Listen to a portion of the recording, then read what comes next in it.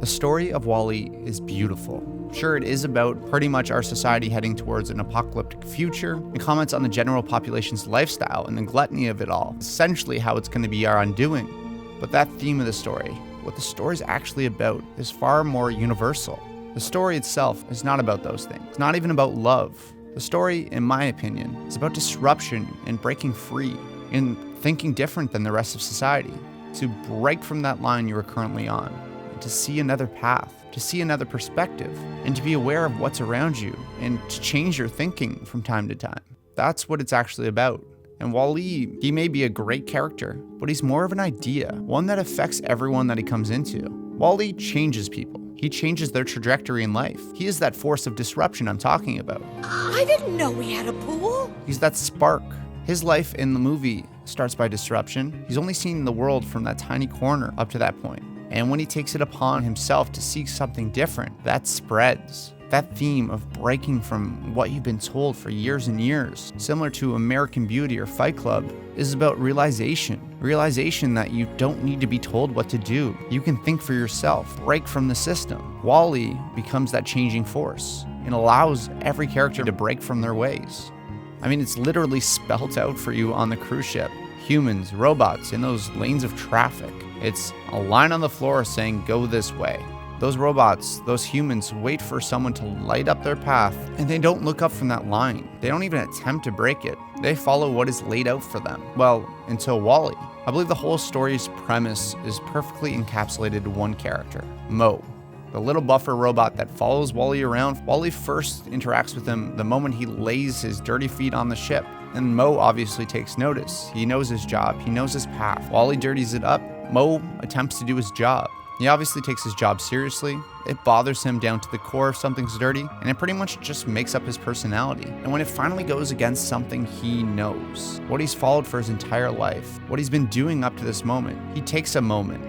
He looks at that line, and back at the mess, and finally makes the first decision he's ever had to make. He stops for a second, adjusts, but the feeling and the freedom, he enjoys it. And then he makes that decision to clean, not because he's forced to, but because he wants to.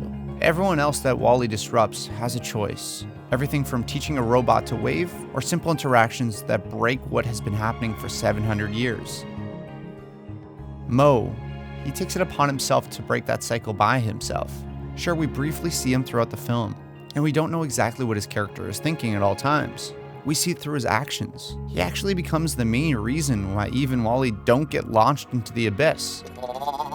And when it's all said and done, he shakes his hand and they kind of become friends. And again, his purpose changes. He sees another route for himself, that disruption from the status quo. WALL-E forces everyone into a new path, but he also shows that it doesn't always need to follow a path. Like at the end where Mo's actually dirty himself and he doesn't seem to mind. Or showing that all these characters and robots that had no purpose and were dysfunctional can be useful. It's about showing that everything doesn't have to be pretty with a bow on top. Some things can be messy. Some things can be disorganized. Some things don't need to work exactly as they planned. They all still have their own merits. It's about showing the world that sometimes messy is a good thing.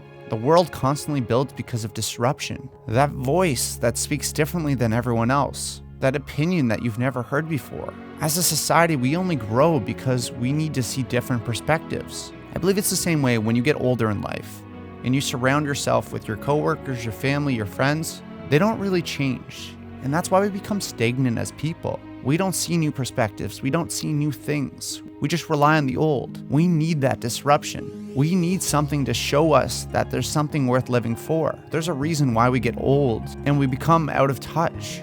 Why we don't change. We need different perspectives. And WALL-E is all about showing us what you know and what might be good isn't always best.